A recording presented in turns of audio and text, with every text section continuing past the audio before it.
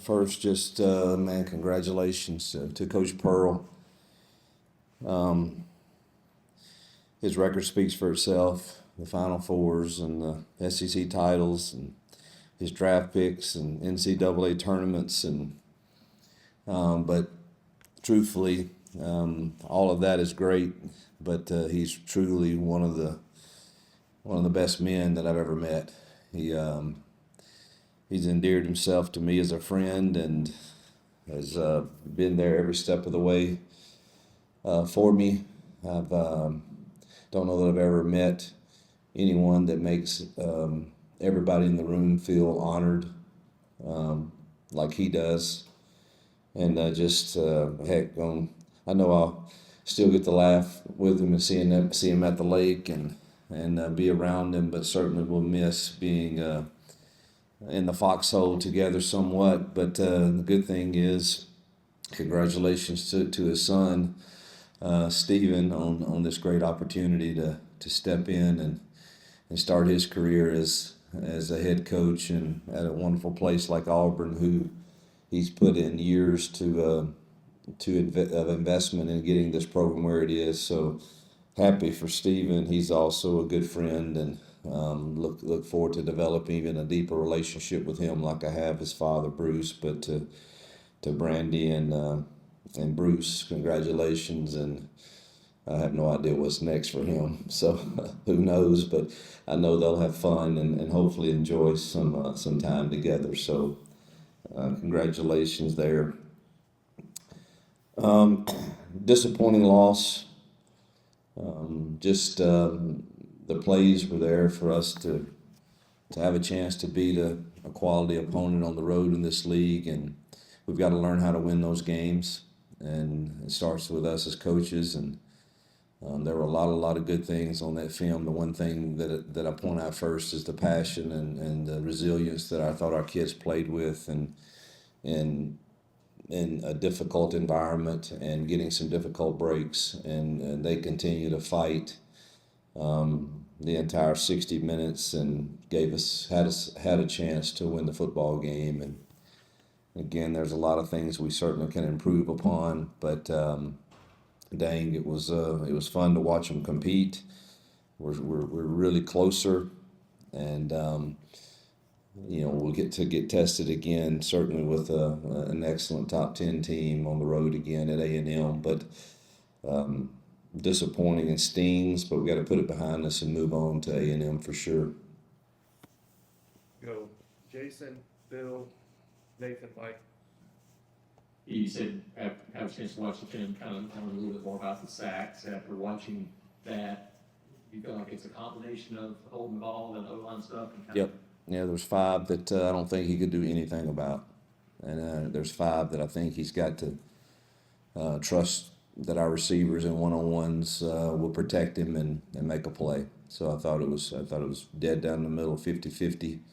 He and I met yesterday, watched everything, and tough environment, tough defense, but we got to trust our guys, and good things happened when he did that, and we just got to continue to work to improve that. But it was don't think he could do a whole lot about 5 of them, but there was 50% that I think the ball's got to come out. Sort of continuing on the pressure. When you're getting that kind of pressure, talk about the adjustments that you can make. I mean, can you go to either a quicker passing game or rolling them out, moving him? Yeah, that's a tough team to roll out against because of the way they play their edges. That's nice, if you can do that, but dangerous when you have the field against them and the way they get up the field, and we're really quick off the edges. Our chip game was pretty good to us, and unfortunately, when we weren't in it, 2-minute drill, they did that to us last year, and it's very difficult. But the times we were able to get in our chip stuff, we had time, and I thought we had some really good plan to check to some of their all-up pressure, and we hurt them with it a few times, and they made some adjustments to that too. But a lot of it came from just internal twist and things, and their kids played extremely hard. You got to give them credit. They did. I mean, there's one that I thought Damari had a great cut on a guy, and he gets up and still makes the play. I mean, you got to, but the ball probably should have been out. But that's a really good defense, and yeah, there's I don't think rolling out was an option against them, but you know, we've got to strain and get better and get the ball out those times that we did have some shots and some one-on-ones. Last season, almost every SEC game, you guys had a penalty on kick return. Saying it's obviously an issue so far early this season. What's your assessment of that? Well, you know, Monday's about the truth, and without being, you know, I'm a positive guy, and we're going to get better, but it's hard to not say that our special teams play in that game is probably the difference in the scoreboard, even with everything else that happened. And I love them all, and we're going to play the next play, but starting 3 possessions inside the 10-yard line against them and giving them the ball on the 20-yard line and, you know, catching a punt that's going into the end zone, and got an onside kick that I think is going to go 10 yards that they're just watching, and I think we're going to get, and we recovered at 9.5. I mean, missing a field goal. It's just it was not a good outing for us at all, and I promise you that has been addressed heavily, and it has to improve. And we have a dangerous return guy, but if we can't coach and execute properly to give us the ball at least at the 20 to 25-yard line, then we need to fair catch everything. Our offense is good enough, but it's no fun starting inside the 10 against teams like that. We overcame it a little bit, but there is no sugarcoating the special teams play of that game. Coach, offensively, one of the few criticisms you received was about pushing the ball downfield, big plays downfield. We saw them do that on Saturday. How happy are you with the development of the passing game right now? Jackson to Cam Coleman seems to be coming along. Well, I don't, you know, people can criticize. They're going to whether I throw it downfield, then I don't run it enough. So, I mean, the criticism's coming. It doesn't matter. I always knew we could. Just like there's things we saw Saturday again from the Oklahoma defense that we hadn't seen in the 3 games, and people hadn't seen in us in 3 games. That's what coaches do. So I was very confident that we could push the ball down the field, and it is good, obviously, to see them do that and have success. The crazy thing is we should have hit 2 more that I think changed the game. I mean, you got to make those plays, and in one of them, Cam changed gears, and if he never stops, I think he runs right through it for a 75-yard touchdown, and then obviously the one where he's 7 yards behind the defender and for a touchdown, and we don't hit him. Those games swing on, and that's as poorly as we played on special teams, and yet we still had a chance to win the game, among other things that happened.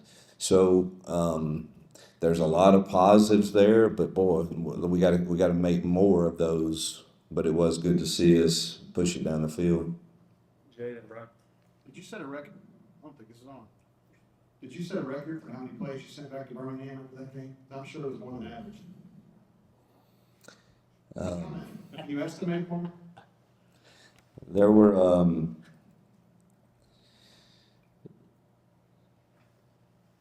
quite a few that I disagree with, and I have great respect for our SEC office and the job that they do, and they have a tough job. It's a fine line.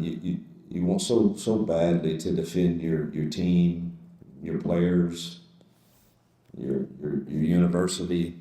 It's a difficult position, and so I try to have respect for all sides, and it's certainly hard to just accept my grandfather always told me life's not fair, get used to it and move on. So that's been my approach this morning with our team is we're going to move on to A&M as disappointing as I mean, I think everybody has their own opinion of the different calls made or not made in any given game, and I know everybody shares an opinion on those in this game, and I share mine.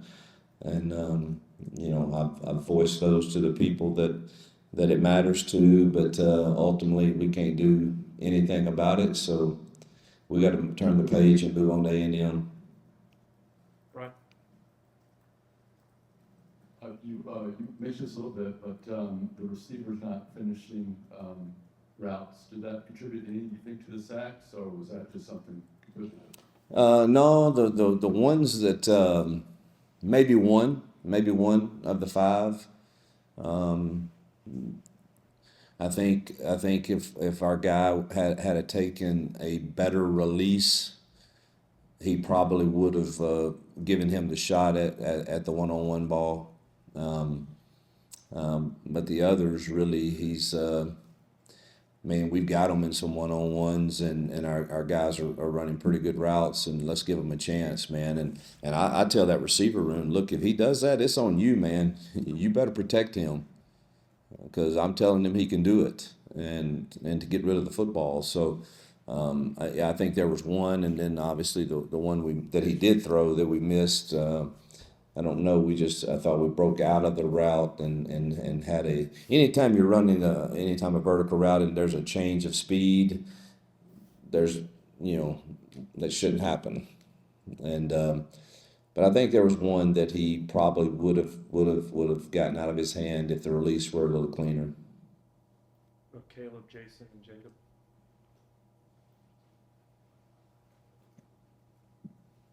Do you expect Amaris back or Jacob back this week, and are there any other guys that could be on that injury report too? Yeah, we were pretty fortunate. Jeremiah Cobb's got a hip pointer, but I think he'll be fine. I think Amaris will be much better. Jay Crawford is the one that's kind of, we'll see. We had, Mondays is a total walkthrough, so I don't really. It's hard to judge anything about how he really feels today. Connor Luke obviously left the game. He'll try to go. He's not one to miss much. It's a sprained MCL, so I think he'll go. I think that's it. So we were pretty fortunate because it's a really physical game.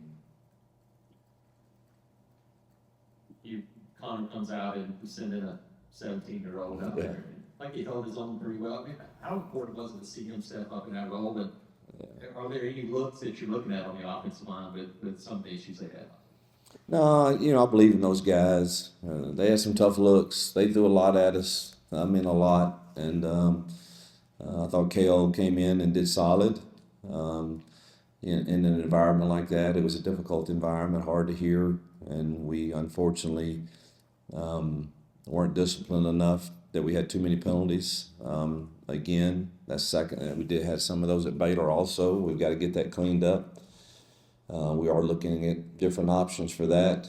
But I thought KO held his own and did okay. Got us in the calls most of the time. A little late on the snap one time that caused us a false start. Just having a hard time hearing and making his calls, but that's kind of to be expected in his first outing. But he's going to be a really good player.